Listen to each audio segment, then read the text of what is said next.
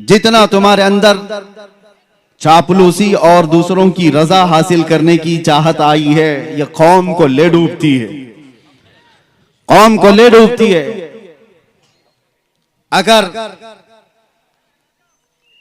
अगर सियासत करना ना आता हो तो इस मैदान में आते क्यों हो?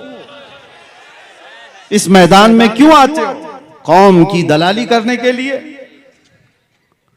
इज्जत नफ्स बेच करके इस्लाम और मजहब इस्लाम का सौदा करने के लिए। मुझे तकलीफ उन्हीं लोगों से है, इसीलिए कहा गया है, मुझे बहुत जिम्मेदार लोगों ने कहा था कि आपकी इस कौम को कोई दूसरा बर्बाद नहीं कर सकता जब तक कि आपका ही आदमी बर्बाद ना करे। आपका आदमी जब तक ना तोड़े कोई दूसरी कौम आपको नहीं तोड़ सकती। एक बहुत बड़े ऑफिसर की बात मैं आपके सामने अर्ज कर रहा हूं, और कुरान में भी रब ताला फरमाता है वलन यजअलल्लाहु लिल काफिरीना अलल मुमिनीना सबीला। अल्लाह तबारक व तआला हरगिज ईमान वालों पर काफिरों को गलबा नहीं देगा, इल्ला ये कि मगर ये कि मुसलमान ही गद्दार होगा, जमात की दलाली कर रहा होगा, बुज़दिली उसके अंदर आई होगी, वो कौम को बेचने की बातें कर रहा होगा, मुखबिरी कर रहा होगा।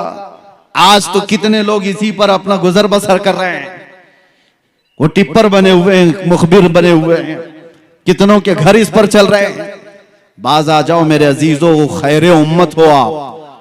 कुरान ने कहा है कुंतुम खैर उम्मतिन उखरिजत लिन्नास, तमाम इंसानों में अल्लाह ने तुम्हें खैर उम्मत बनाया है। तअमुरून बिल मारूफ व तनहौना अनिल मुनकर, तुम अच्छाइयों का हुक्म देने वाले हो, बुराइयों से रोकने वाले हो। तुमने अगर ये जिम्मेदारी छोड़ दी तो एक बात याद रखना, होता क्या है मालूम है? एक मशहूर शेर है, दीवार क्या गिरी मेरे खस्ता मकान की, दीवार क्या गिरी मेरे खस्ता मकान की, लोगों ने आने जाने का रास्ता बना लिया।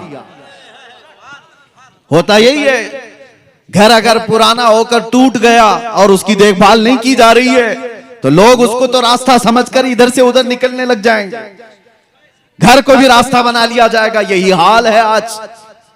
हमने मुस्तफा करीम सल्लल्लाहु ताला अलैहि वसल्लम की गुलामी से जो रूगर्दानी कर लिया, हक बयान करना उलमा ने छोड़ दिया है, तो हर कौम ने तुमको अपने निशाने पर उठा रखा है। वजह यही है कि आज हम हर एक के रास्ते पर क्यों आए हुए हैं? क्यों फुटबॉल की तरह से उछाला जाता है, खेला जाता है? वजह यह है कि तुमने अपनी असलियत को भूला दिया है। कुरान तुम्हारी असलियत क्या बता रहा है? तअमुरून बिल मारूफ व तनहौना अनिल मुनकर, तुम अच्छाइयों का हुक्म देने वाले हो, बुराइयों से रोकने वाले हो। कितने बच्चे ऐसे हैं इसमें जो अच्छाइयों का हुक्म देने का काम कर रहे हैं, बुराइयों से रोकने वाला काम कर रहे हैं। किसी को किसी की आज नहीं पड़ी। 24 घंटे बच्चा नशे में घूम रहा हो, पड़ोस में देखने वाले भी देखकर उसको हंस करके चले जाते हैं। एक बात याद रखना, मोहल्ले में एक जानी होता है तो पूरे मोहल्ले से बरकत उठ जाती है, पूरे मोहल्ले से। दूसरे इबादत गुजार भी होते होंगे। एक बात एक हदीस में है, जिब्राइल अमीन अलैहिस्सलाम को हुक्म हुआ था कि एक बस्ती को तबाह कर दो, ये बहुत नाफरमान है। अल्लाह का हुक्म आया, वो बस्ती को तबाह और बर्बाद करने का अजाब अल्लाह का आ गया। लेकिन उस बस्ती में एक नेक बंदा भी रहता था, और इतना नेक कि उसने कोई गुनाह नहीं किए थे। जब अजाब आया तो वो भी उस बस्ती में था। जिब्राइल अमीन ने पूछा, मौला उस तेरे नेक और आबिद बंदे का क्या करना, इबादत गुजार का? रब का जलाल था, फरमाया उसको भी अजाब में हिलाक करो। पूछने की हिम्मत नहीं हुई फरिश्ते की कि अल्लाह उसका क्या कसूर है। जमाने के बाद वो बस्ती तबाह बर्बाद हो गई, अजाब का शिकार हो गई। रब ताला की बारगाह में इस फरिश्ते ने पूछा, मौला उसका क्या कसूर? रब ताला ने फरमाया, वो बुराइयां अपनी आंखों से देखता था और किसी को कुछ कहता नहीं था, देखकर खामोश रहता था। तो बुराइयां देखकर खामोश रहने वाले का भी वही अंजाम है जो बुराई करने वाले का है। वो सपोर्टर है, वो खामोश ताउन कर रहा है। आज ये हालात ने हमें दीमक की तरह से गला रखा है। मेरे अजीजों, सबसे पहले मैं उन लोगों की खबर लेना चाहता हूं जो उलमा को चलाना चाहते हैं, जो बड़े बड़े नेता हो कि पैसे वाले हो, जो कुछ भी हो आप, तुम्हारा माल तुम्हें मुबारक, रदीना किस्मतल जब्बारी फीना लना इल्मुन वलिल जुहाली मालुन। मौला अली करमल्लाहु वजहुल करीम ने फरमाया था, अल्लाह तबारक व तआला की इस तकसीम पर हम राजी हैं कि अल्लाह ने हमें इल्म दिया है, जाहिलों को माल दिया। हम इस तकसीम पर राजी हैं। अल्लाह तबारक व तआला का फजल करम व एहसान अजीम है। लेकिन मालदारों से, कमेटी वालों से, जिम्मेदारों से, मैं हर जगह के इलाके वालों से, जाहिर सी बात है हमारी बात फैलती है, सबसे कहता हूं, होश के नाखून लो। आपको जिम्मेदार उलमा की गर्दन पर बैठने के लिए नहीं बनाया गया। उलमा की गर्दन पर बैठकर उनकी जुबानों पर अपने अल्फाज डालने के लिए नहीं बनाया गया है कि मौलाना ऐसा बोलो, मौलाना वैसा बोलो, मौलाना ऐसा बोलो, मौलाना वैसा बोलो, और उनके बारे में कुछ ना बोलो। और जो मौलाना ऐसा करता है, इमाम गजाली फरमाते हैं, वो उस मक्खी से ज्यादा गलीज है जो पखाने पे बैठती है। वजह यह है कि ये इल्म बेच रहा है और अपना दीन बेच रहा है माल की वजह से, मालदारों के रौब से। दोनों अजाब में गिरफ्तार होंगे। माल वाले, जितने भी मनसब वाले, आप खलीफा हारून रशीद से ज्यादा बढ़ करके तो नहीं होंगे। हारून रशीद उस खलीफा का नाम है जिसने एक जमाना ऐसी खिलाफत की है कि बड़ी बड़ी हुकूमतें उससे थरथराती थी। माल दौलत के खजाने पे हिसाब से अपने बेटों को, अमीन और मामून दो बेटे थे, जिस उस्ताद के पास पढ़ने के लिए रखा था वक्त का बादशाह इमाम खलील कूफी, वो पढ़ाते थे बच्चों को, बादशाह के बेटे को पढ़ाकर चले जाते थे। एक दिन बादशाह ने देखा दूर से, वो वजू कर रहे थे और बादशाह का बेटा पानी लेकर के उस्ताद को वजू के लिए मदद कर रहा था।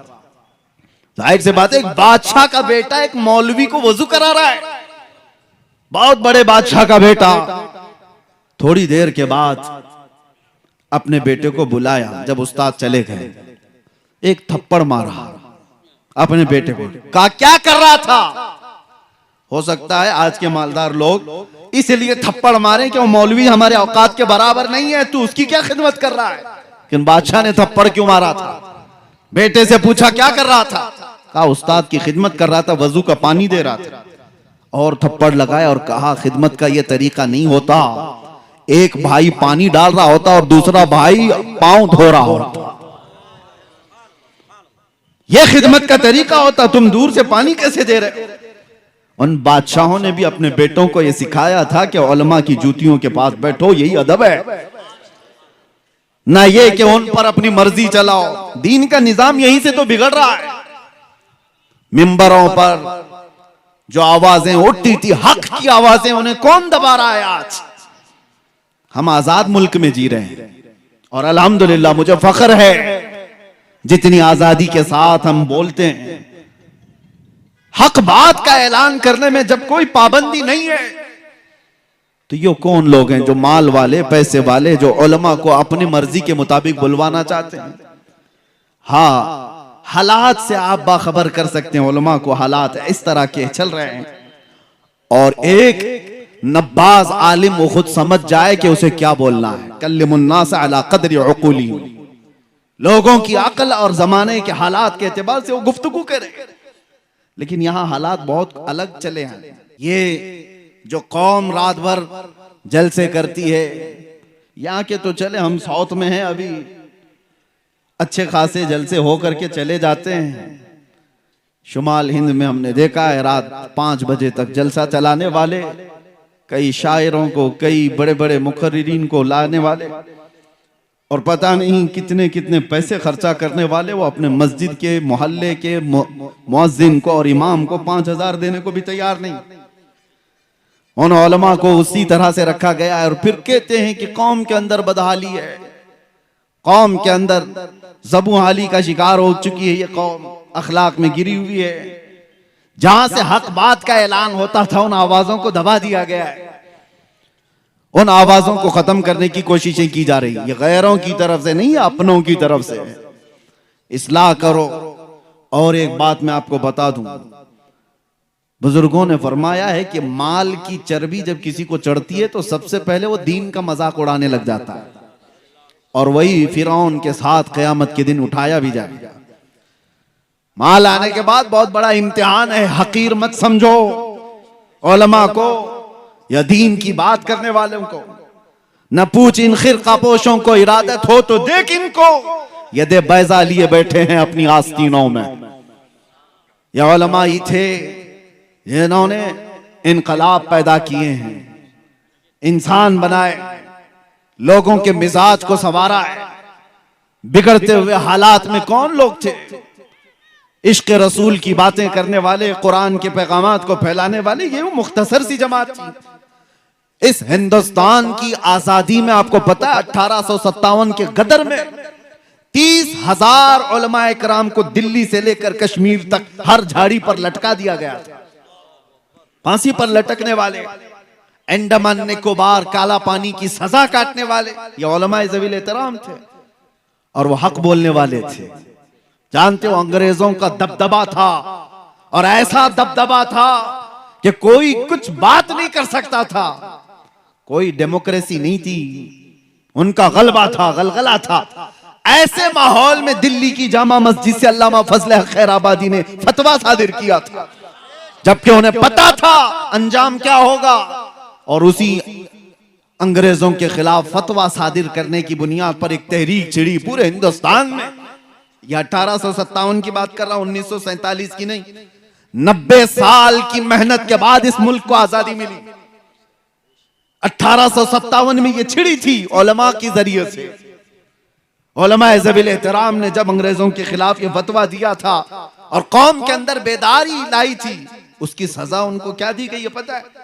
अल्लामा फजल हक खैराबादी आम आलिम की बात नहीं है, आला हजरत भी जिनका अदब किया करते थे, वो फजल हक खैराबादी काला पानी की सजा काटते काटते जेल में इंतकाल कर गए।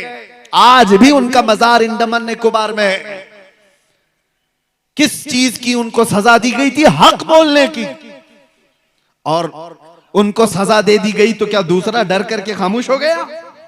उसी जमाने में किफायत अली काफी, किफायत अली काफी को मुरादाबाद में 3000 अंग्रेजों ने गिरफ्तार किया था। 8 दिन तक उनके जिस्म पर इस्त्री चलाते थे, गरम इस्त्री, और जब चमड़ी जलती थी तो उस पर नमक छिड़कते थे। 8 दिन तक उस आलिम बाअमल ने मुसीबतें बर्दाश्त की। 8 दिन के बाद अंग्रेजों ने फिर से कहा, बाज आ जाओ अपनी बातों से, जो कौम को तुम उठाते हो इससे बाज आ जाओ, हम मनसब दे देंगे, अपनी हुकूमत में कोई ओहदा दे देंगे। किफायत अली काफी ने कहा था, मेरा दीन इतना सस्ता नहीं है कि तुम्हारे टुकड़ों पर मैं बेच दूं। इस पादाश में किफायत अली काफी को मुरादाबाद के चौराहे पर खड़ा करके फांसी पर लटका दिया गया था। फांसी पर लटकाना ये सुनने में आसान लग रहा होगा, मजमा जमा था एक ऐसे आलिम दीन को जिसके हजारों लोग सुनने वाले थे। अंग्रेजों ने गिरफ्तार करके फांसी पर सूली पर चढ़ाना चाहा। रिवायात पढ़ करके देखो मेरे अजीजों, रोंगटे खड़े हो जाते हैं। मैंने पढ़ा है, अरे फांसी पर जाने वाले की हालत क्या होनी चाहिए? जिस्म के अंदर थरथराहट हो, चेहरा पीला पड़ गया उन्हें। किफायत अली काफी को देखते हुए लोगों ने कहा, न माथे पे शिकन है और न जिस्म पर कोई हरकत है। मुस्कुराता हुआ वो फंदे की तरफ जा रहा है, इसलिए कि उसे पता है कसूर कुछ नहीं है, मेरा कसूर कुछ नहीं है। वो फंदे की तरफ जा रहा है। फांसी तो बहुत सारे लोगों को दी जाती है, आज भी दी जाती है दुनिया में। उनसे भी आखिरी ख्वाहिशें पूछी जाती हैं, और फांसी पर चढ़ने वाला आखिरी ख्वाहिश कुछ भी बताता है कि मुझे कुछ बिरयानी खाना है, चाय पीना है, बीवी बच्चों से मिलना है, आखिरी बार माँ को देखना है, औलाद को नसीहत करना है। आखिरी ख्वाहिशें होती हैं। उस आलिम बरहक किफायत अली काफी से अंग्रेजों ने पूछा था, हम अपने उसूल के मुताबिक पूछते हैं, कोई आखिरी ख्वाहिश? उस मर्द कलंदर ने कहा था, एक ही ख्वाहिश है कि लटकने से पहले एक बार नाते मुस्तफा पढ़ दूं। फिर कहा था, कोई गुल बाकी रहेगा ना चमन रह जाएगा, पर रसूलुल्लाह का दीने हसन रह जाएगा। सब फना हो जाएंगे काफी वो, लेकिन हश्र तक नाम हजरत का जुबानों पर चलन रह जाएगा।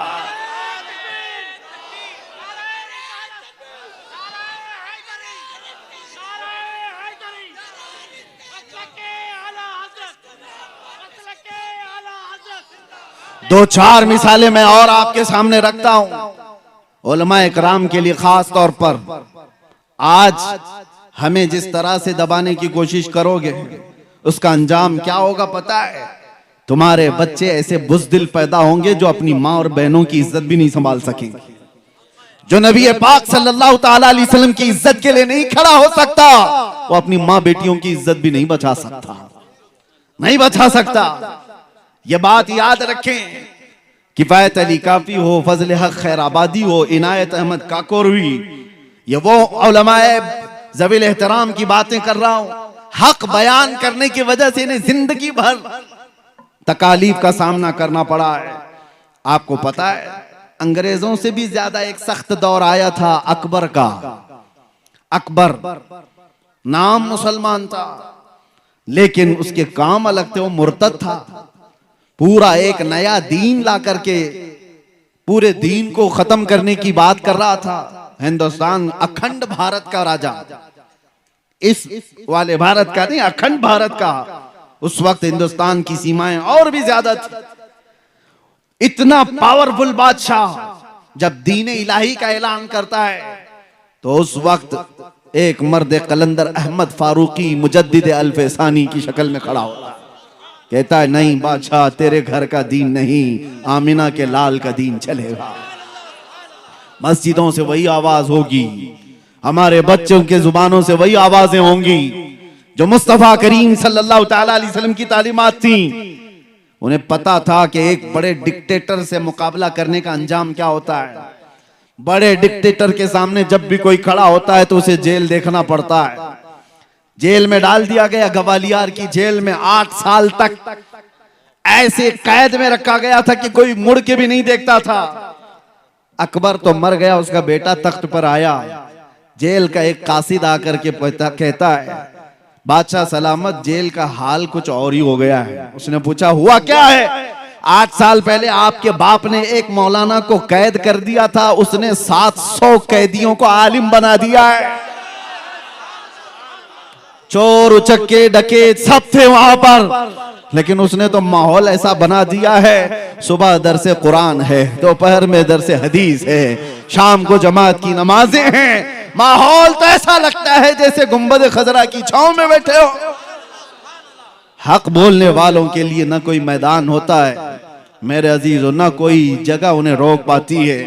ये मिसालें इसलिए अर्ज कर रहा हूं ताकि आप इनको पढ़ो और अपनी जुबान को संभाल कर रखो।